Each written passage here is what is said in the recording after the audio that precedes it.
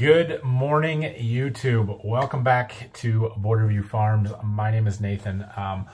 This one here is my year in review video that I've been talking about doing. So thank you for checking this one out. Thanks to all of you who've been following along for the past year or longer. Thanks to all of my new subscribers in the past year.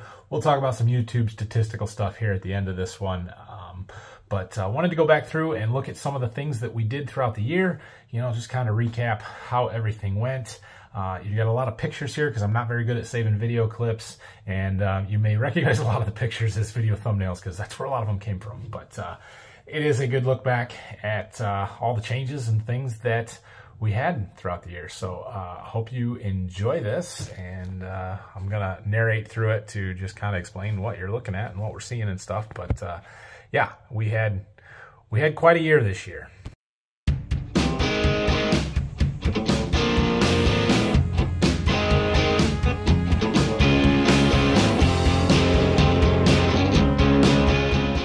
Well, the year started out like most do. Equipment maintenance and cleaning, combines and tractors, and making sure they were ready to go and cleaned up for the spring. And then we got to move on to a really cool, fun project. Dad and I installed the hardwood flooring in my wife and I's new home. This was white oak boards that my dad cut the trees down.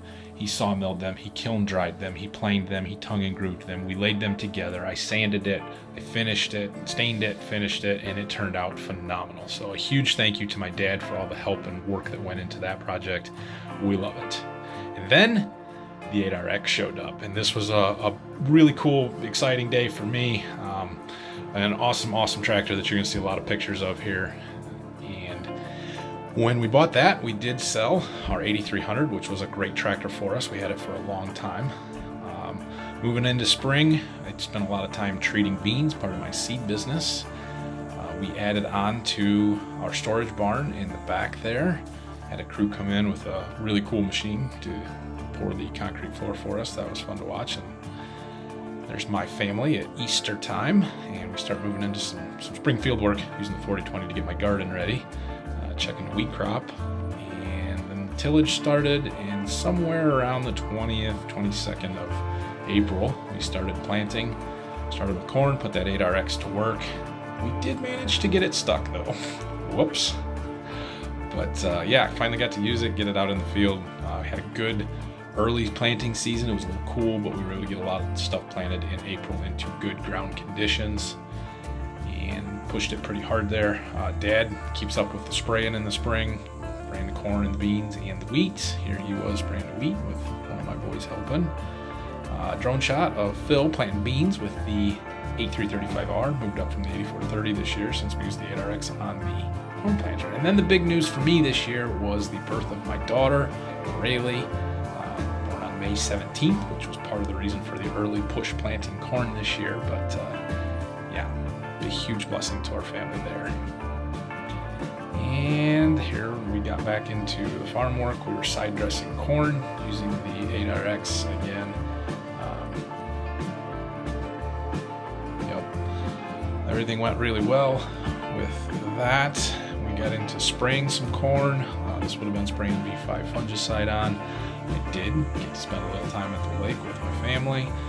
Towards the end of June, we started to get a little bit dry and broke out the irrigation. And you can see in this next picture here, the water made a difference. We were dry for about 2 weeks there, the end of June, 1st of July, where we pumped water, covered that field a couple of times, and it made a difference. But things kept growing. Our corn all looked pretty good at this point in the year. And then we get into first, second week of July, and wheat harvest starts. This was the first year for both the combine and the 8RX for wheat harvest, and so we got a little bit of learning curve. Got to figure out the machine sync, which was a really cool thing, and it was really helpful in harvest. So sweet corn harvest here, and towards the end of, middle to end of July, we were spraying our corn with a fungicide, and we also sprayed our beans there towards the end of July. We did get a little bit dry again right at the 1st of August and fired the irrigation stuff back up. In August, I did my plot tours. We were looking through the corn and bean, trying to evaluate varieties and hybrids for next year.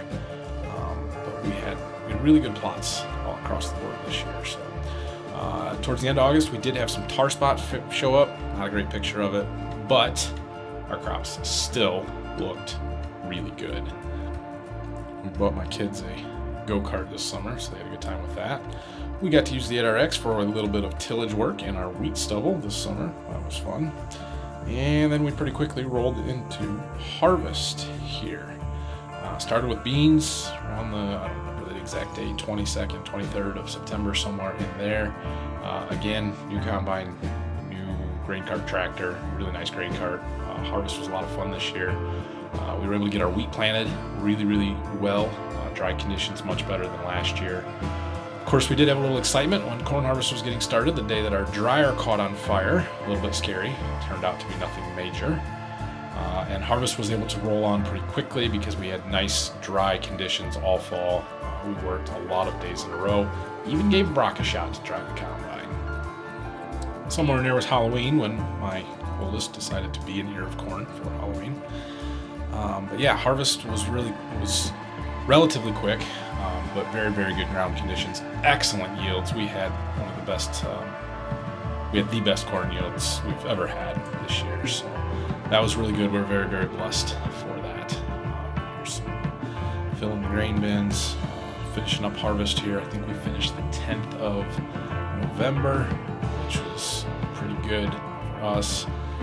And then after harvest, Dad got into some of his land improvement projects, moving some trees, and fixing up some fields.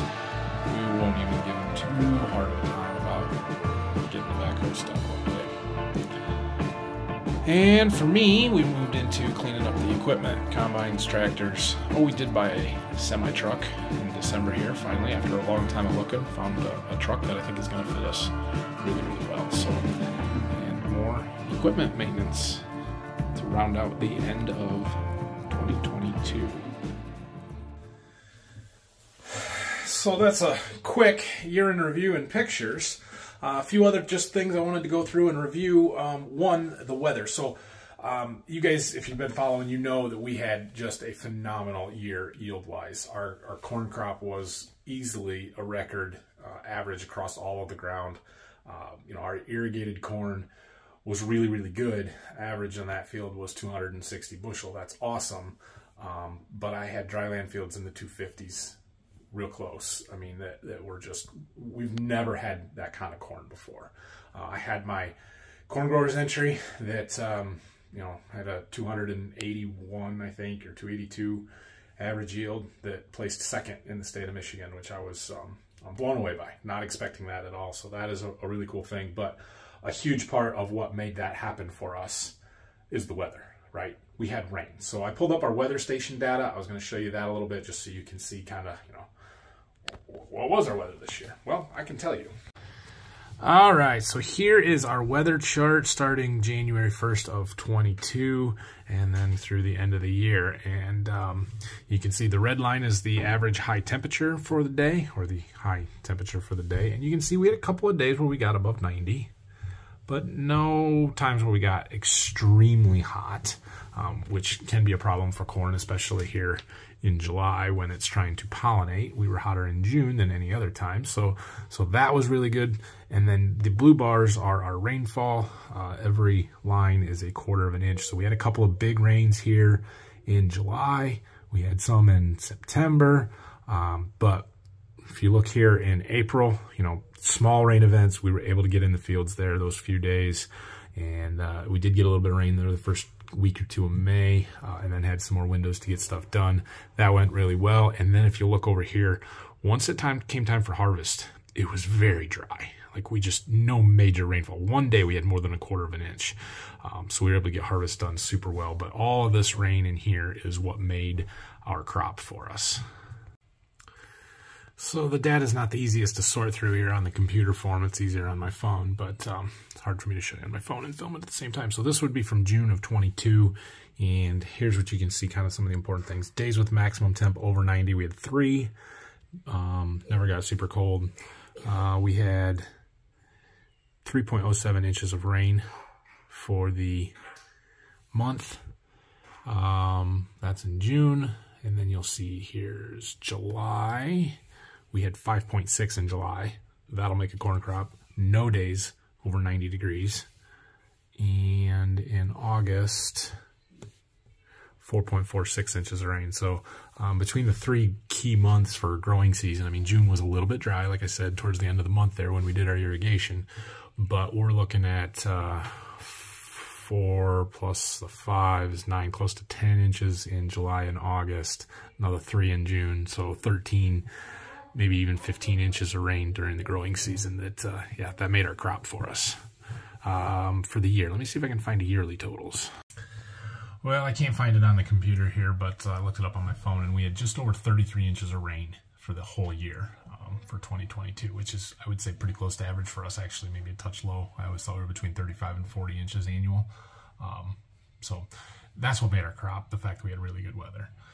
But yeah, anyway, any questions on the farm side of stuff? If you want to know anything more as far as year in review stuff goes, let me know.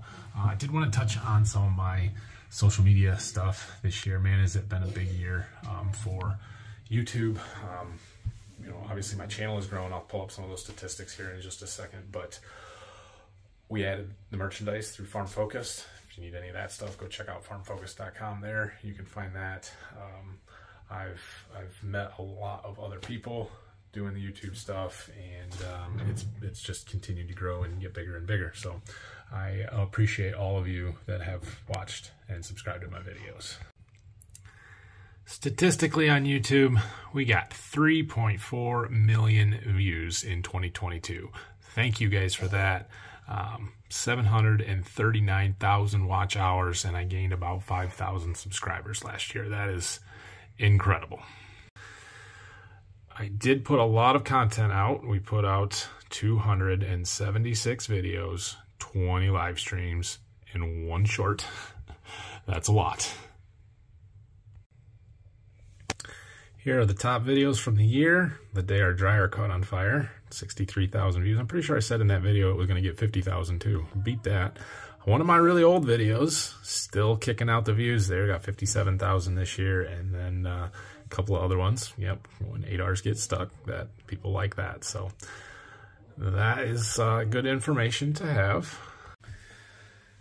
Somewhere YouTube sent me an email to tell me how many likes and comments and stuff I got throughout the year. I don't have that information, but it was a lot. So thank you again to all of you guys. Hope you guys enjoyed this little recap, year in review stuff.